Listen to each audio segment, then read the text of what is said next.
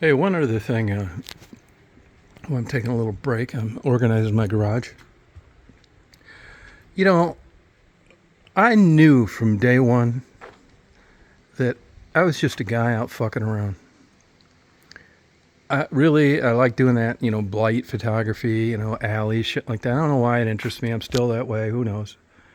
And Detroit offered a lot of that. I grew up not that far from the area, and it was interesting to me. And, when we were in high school and stuff, we'd go down and get blowjobs by streetwalkers. And I never really had a beef or considered like looking down on prostitutes. I knew they were around. I never used them like that when I got older. And when I was down there, and I was kind of getting bored with photography, and then YouTube came out, and I thought, oh shit, maybe I'll just see if somebody wants to do an interview, because I was really sincerely interested in how you got there, why you couldn't leave, what a typical day is like, what sex is selling for, how much dope do you use. And that's what I did. It was just, I would have never named my damn channel Chosen One if I'd have known people were watching. But the point here is there isn't anything that I ever did that was out of the ordinary other than have a genuine interest in what went on. Yeah, I don't even monetize my stuff anymore. It's not worth it. But back in the day, you could do that. And like everything, as the 65-year-old guy will tell you now when he looks at his wife getting off the couch, and she weighs 80 pounds now, more than she did when he saw her in a bikini when he was 18, things change. Back then, in a way, as far as social media platforms go, YouTube was kind of the Wild West. It really was. There was just some of the craziest shit in the world back there, and I thought it was so cool. It wasn't television, so you thought you had a way out of just going on there and just talking how the fuck you felt like talking. You know what I mean? But as things got more refined, YouTube's run by a couple smart Jews, super bright guys. I give them all the credit in the world. It's a hell of a platform.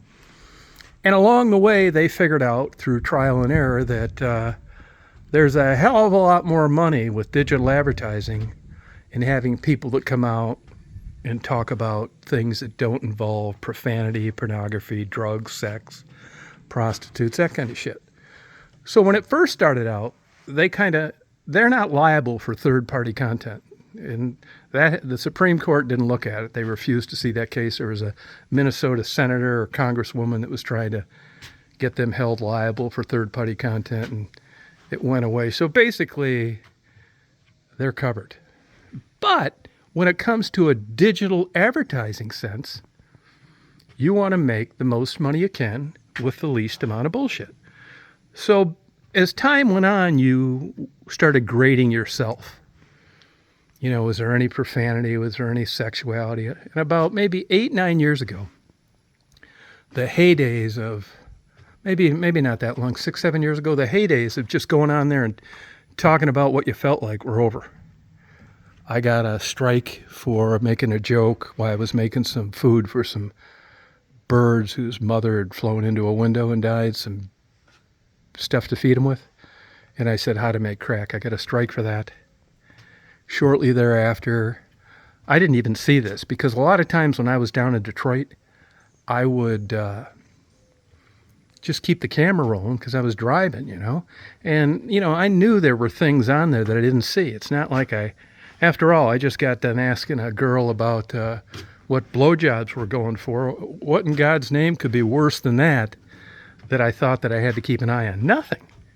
I didn't know. And in one of those instances, a girl that was like down an alley flashed her tits.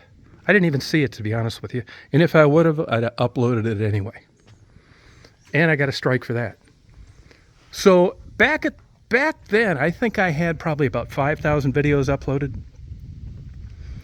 Probably 1,000 number of sandwiches, another 1,000 of ice creams.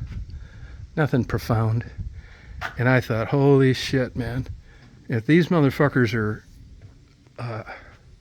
striking me for this kind of shit, I hope they never go back and look at any more of those videos or I'm fucking screwed.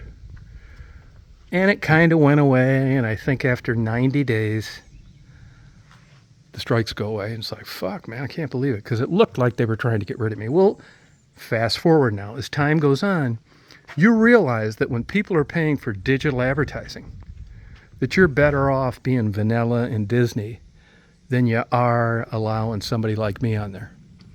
Yeah, I mean, if you're advertising whatever, a new widget, and your ad's coming up in the middle of me asking somebody what blowjobs are going for now, that may not be the demographic you're looking for. Makes sense to me.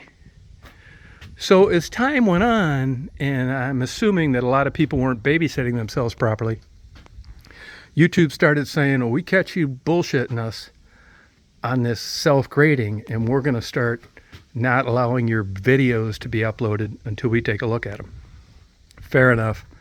I'm sure I understand fully why they did that. Because people were just lying. They were uploading this crazy shit, and it was back to square one. Their digital advertisers are calling up and saying, what in the fuck are my ads coming up in the middle of this shit for? So as time went on, YouTube realized that it was in their best interest to make everything vanilla. Don't make people that are full of shit grade themselves. There's too many holes in it. And just make people be pleasant. No dirty words, no sex talk, no drug talk, no false medical information, which is an opinion, blah, blah, blah. That way we don't need to babysit all this bullshit. And I can't even fathom the amount of stuff that YouTube's got to deal with on a day. So as time went on, YouTube got away from what could be considered controversial content when it came to a digital advertiser. If you're selling a membership to PETA, I doubt you want it to come up in the middle of a rhinoceros getting his fucking horn blown off with a 12-gauge shotgun. This kind of shit. So, smart Jews that they are, they got together and they said, hey, look, we got to get rid of this fucking bullshit that's costing us money. I mean, once you've had every private jet, and you've got homes all over the world, and you've got every house with imported everything, I mean, what's wrong with just sitting back, wanting to have a family-friendly money printing press, and just letting it get better, not worse? I mean, free speech is great, but not to the point where it's hurting your income. And after all, that's what YouTube is all about. Income, lots of it. So then they came out, and in fairness to the white underbelly guy, there were guys like me. I didn't really give a fuck, to be honest with you, because I'm fully aware that my content has nothing to do with me. Yeah, there are people that think I have a nice voice or I'm a good interviewer. Well, that's fucking debatable. But the real crux of the whole thing, and the real reason people watched him and came back, was because of the people that I interviewed. Simple as that. It's just like with the white underbelly guy. There's nothing he's doing profound. I mean, there are fantastic channels on YouTube. Tons of editing, tons of preparation, traveling around, expenses, props, you name it. He just goes out and he switches things around and makes it black and white and drama and all that kind of stuff. And he did what I did, except he ran it as a business, a money-making venture. So YouTube changed the policies where they didn't want, in hunting video as an example, they don't want any impact shots. They don't want to see the arrow getting shot right in between Bambi's eyes during hunting season. None of that. In airplane crashes. I mean, you're selling anything. Do you want your video to come up in an airplane crash where all of a sudden you see arms and legs flying across the runway amidst flames? Hell no. They don't want moments of impact on that either. They took care of that. Then they came to guys like me. They don't want sex talk. They don't want drug talk. You're thinking, drug talk? What the hell is wrong with asking a drug-addicted prostitute how much heroin she uses or how much blowjobs are going for? Well, when you've got digital advertisers, everything. You'll say, well, you're talking this shit right now. And somebody just sent me a comment on that today or the day before. And it's like, you're saying that the days have changed. People are doing it all over. Yeah, that's true. Me too. The big difference is I'm not trying to grow a channel and I'm not monetizing my videos. This isn't for profit. This is for fun. I'm grateful that I have a place to upload this bullshit. So yeah, you can do it, but I guarantee you, if you're on YouTube and you're not family friendly and you're talking a bunch of shit, your channel's never going to grow. Now, the only reason that I got this fake number of subscribers that I got is because of recommendations through prostitute interviews. Now, it has surprised me a little that they haven't taken them away, but I'm definitely on their shit list with regard to any future. I know this.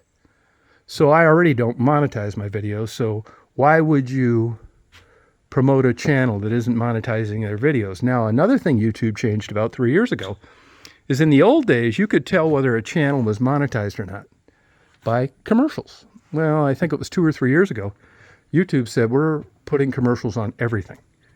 Channels that aren't eligible, channels that aren't monetized, channels that are. So you can't tell now by watching a video whether a channel's monetized or not. No way of telling.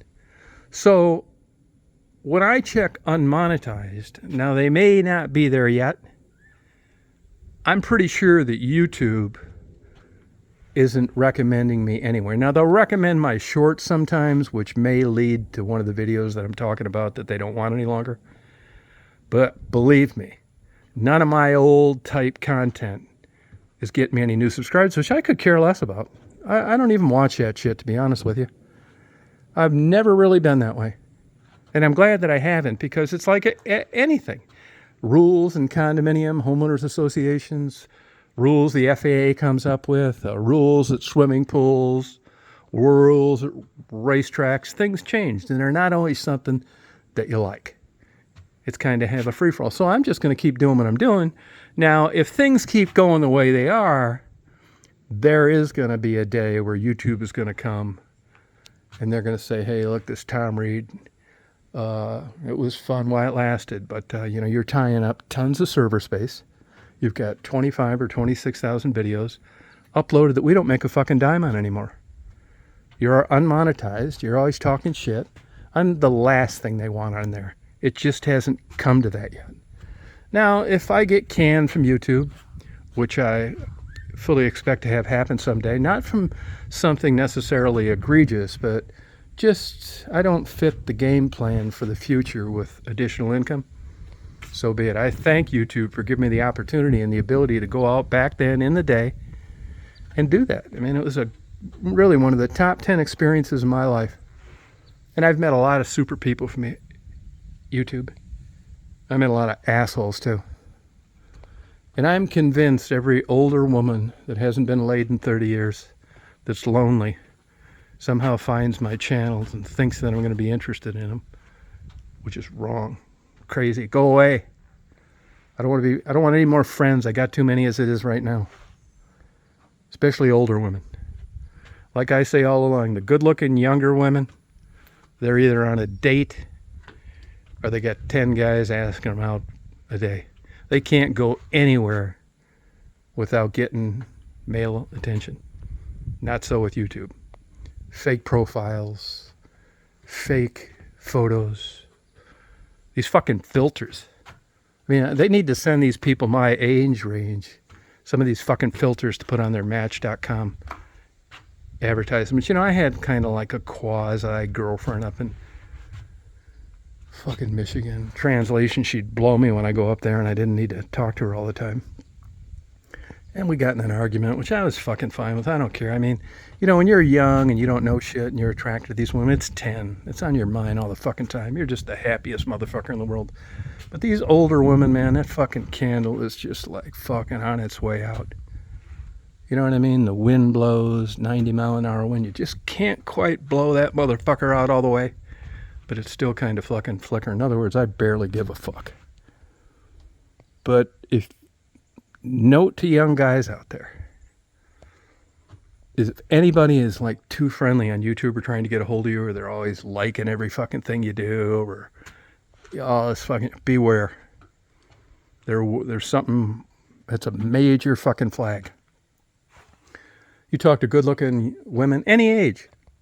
It's like you go on YouTube, no, I don't have time for that. Yeah, good answer. Makes sense. You get one a couple 100 pounds overweight, pimples all over her ass, a lot of cellulite, saggy tits, a beard and a mustache. She's the one sending you fucking winks, and fucking thumbs up and roses and hitting the goddamn heart button from the time you come on alive till the tie end. Time in. She's got a fucking cache of fake fucking photos and fucking retouched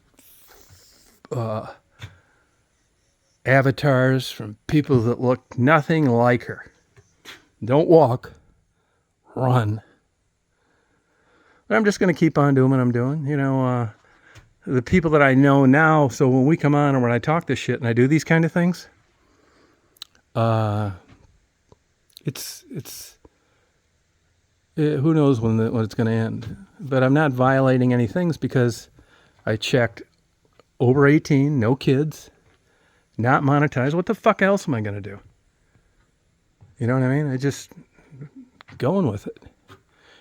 But right now that's working. But as I explained earlier, the thing keeps getting ratcheted up to where there's going to be a day where you're just going to get your channel terminated for talking this kind of shit. Just end of story. No fucking around with strikes and appeals and bullshit and 90-day penalty periods and all that kind of stuff. You're just going to be fucking gone. And you know what? I don't blame them. From a business perspective, it's the right thing to do. If you're just some crazy, half-cocked, loose cannon like me, yeah, it's going to be disappointing. But I'll find someplace else to go. You know, as it turns out, these places, you just can't go on there and do crazy shit. You'll find the best advertising you can find with trying a new platform is that they'll say things like barely moderated, hardly any moderation. Well, hey, you know what that means, don't you? It's moderated. Now, is it as bad as YouTube? Well, fuck, who knows? But you're not just going on, signing up, getting an account, and just being crazy. It's not allowed. It's either hate speech or it's, bad shit against protected groups. You can't do it. You can't publicize that, even on the craziest, whacked out, fucking nutty channel available. They won't allow it. And besides, these FTP servers are expensive. The only reason YouTube can do what they do is because of the money they make. And who is going to place ads on a social media platform where it's just a bunch of crazy motherfuckers talking shit? Nobody. It's a terrible business model. I have to laugh at these people that say, oh, YouTube, oh, the commercials. Hey, dumb fuck. That's why it's here, because of the commercials. If I had to pay for the videos that I have uploaded, I think it'd be about $8 or $10 a month. They're making so much money, they don't even need to charge pains in the ass like me. So when you're starting out with like crazy, you don't have any ad revenue. None. Zero. Zip. Can't have it both ways. So, that's it. Rock on.